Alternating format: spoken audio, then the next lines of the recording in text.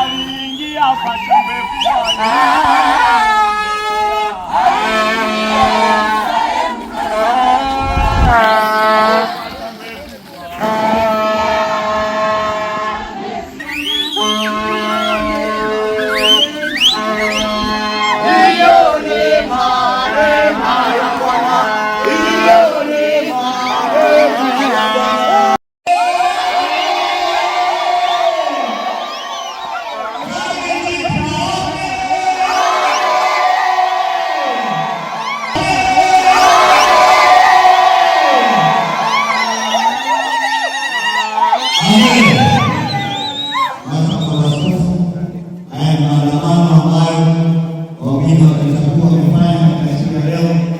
kuadhimisha siku ya Mitende ambayo ni maadhimisho ya Yesu kuingia Yerusalemu kwa shangwe. Na mchungaji wa kanisa kuu, naomba nikukabidhi maandamano haya baba kwa heshima uweze kuendelea na taratibu za ibada. Mungu ishie milele, uyabariki matawi haya ya mitende, utujalie kumshangilia mwana wako Yesu Kristo kuwa ni mfalme na kumkiri siku zote kuwa ni mwokozi wetu, kwa Yesu Kristo Bwana wetu.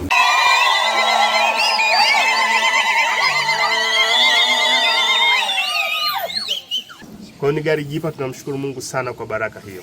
Amina. Sasa tuliweke wakfu. Msaada wetu ni katika jina la Bwana aliyeziumba mbingu na nchi. Mpeni Bwana yenye jamaa ya watu, mpeni Bwana utukufu na heshima, na dhamana ziko mbele zake, nguvu uzuri ziko mpaka patakatifu pake siku zote. Jina la Bwana lihimidiwe tangu leo na hata milele. Amen. Tuombe. Mwenyezi Mungu mtakatifu na mbarikiwa, ambaye kwa uzuri wa hekima na pendo lako vitu vyote vimetakaswa, vimetiwa nuru na kufanywa kamili, utuhurumie na kutubariki, twakusihi, na uso wako utangulie, ili yale tuyafanyao sasa yakupendeze na kuonyesha utukufu wa jina lako. Kazi zote zionekane kwako kama utumishi wako.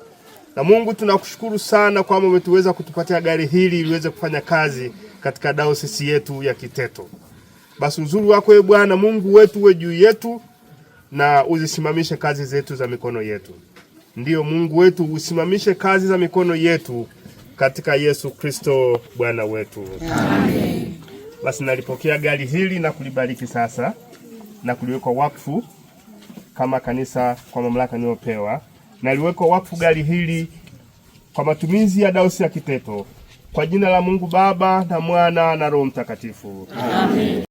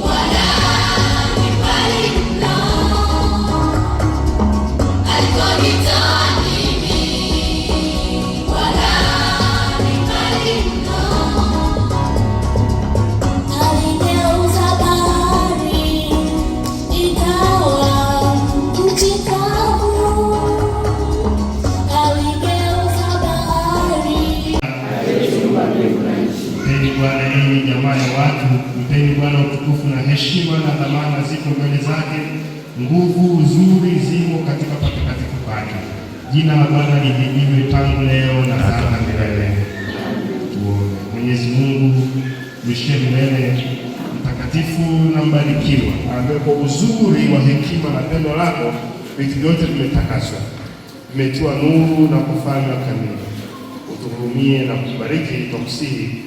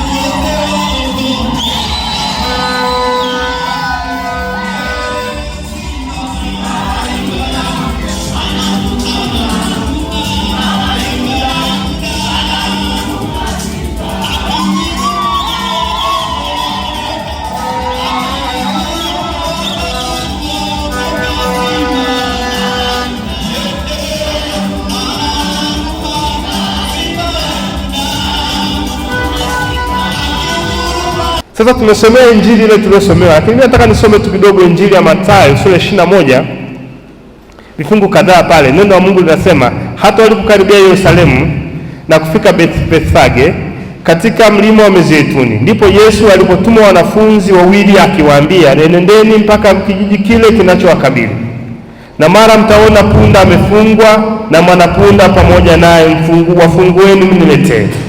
Na kama mtu akiwaambia neno, semeni Bwana anawahitaji, na mara huyo atawapeleka. Haya yote yamekuwa ili itimie neno lililonenwa na nabii akisema, mwambieni binti Sayuni, tazama mfalme wako anakuja kwako, mpole, naye amepanda punda na mwanapunda, mtoto wa punda. Wale wanafunzi wakaenda zao wakafanya kama Yesu alivyowaamuru. Wakamleta yule punda na mwanapunda, wakaweka nguo zao juu yao, naye akaketi juu yake. Watu wengi katika ule mkutano wakatandaza nguo zao njiani, na wengine wakakata matawi ya miti wakayatandaza njiani. Na makutano waliotangulia na wale waliofuata wakapaza sauti wakisema, Hosana mwana wa Daudi, ndiye barikiwa yeye ajaye kwa jina la Bwana, Hosana juu mbinguni. Hata alipoingia Yerusalemu, mji wote ukataharuki, watu wakisema, ni nani huyu? Makutano wakasema, huyu ni yule nabii Yesu wa Nazareti ya Galilaya. Bwana Yesu asifiwe. Tunaona hapa Mathayo anatusimulia namna ambavyo Yesu aliingia Yerusalemu.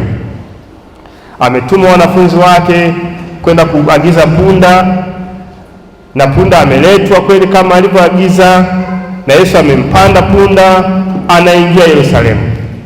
Na anapoingia Yerusalemu, Biblia inatuambia hapa mji unataharuki. Hivi ndio maana ya mji kutaharuki. Maana yake ni kwamba hakuna tena kinachoendelea mjini. Kama ni biashara zinasimama, kama ni magari hayatembei, kama sijui daladala hazitembei, kila kitu kinataharuki mjini, mji unasimama. Kwa sababu yuko mtu maalumu ambaye ameingia mjini, amefanya mji wote umezizima. Na watu wanaanza kuulizana, ni nani huyu ambaye kafanya mji wetu umepooza leo? Mji wetu umenyamaza, hakuna biashara inafanyika. Ni nani huyu? Ni nani huyu? Halafu anajibizana, anaambiwa, huyu ni nabii Yesu wa Nazareti ya Galilaya. Bwana Yesu asifiwe. Wanaulizana, ni nani ambaye huyu ni nabii Yesu wa Nazareti ya Galilaya? Lakini swali ambalo nadhani mimi na wewe tujiulize leo ni kwa nini Yesu anaingia Yerusalemu? Nini kinampeleka Yerusalemu? Yesu anaingia Yerusalemu, tunajua kitakachofuatia baadaye. Kesho ni Jumatatu ya Juma Takatifu. Atabaki Yerusalemu mpaka kifo kitamkuta, mpaka ufufuo utamkuta, na Jumapili Mungu akitutunza atarudi hapa kusherehekea Pasaka. Kwa anaingia Yesu Yerusalemu ili atimize makusudi ya Mungu ya kukomboa ulimwengu, ya kuifia dhambi, ya kutuacha sisi huru. Leo hatuwezi kuwa huru katika Kristo, huru katika dunia hii bila kutambua umuhimu wa hili ambalo lilifanyika na Yesu miaka mingi iliyopita. Kwa Yesu anaingia Yerusalemu sio kujifurahisha, sio kutalii. Hapana, anaingia Yerusalemu kwa sababu amebeba makusudi maalum, ana misheni maalum. Na misheni hiyo ni kwamba ni kuifia dhambi, kukomboa ulimwengu, ili sisi wanadamu wa enzi hizo na wanadamu wa zamani za Agano Jipya, zamani za leo, tuwe huru katika yeye. Ndio misheni ya Yesu, ni kuikomboa na kuishinda dhambi, kushinda matatizo, kushinda magonjwa, kushinda majaribu yote ya shetani, kutuacha huru katika Kristo.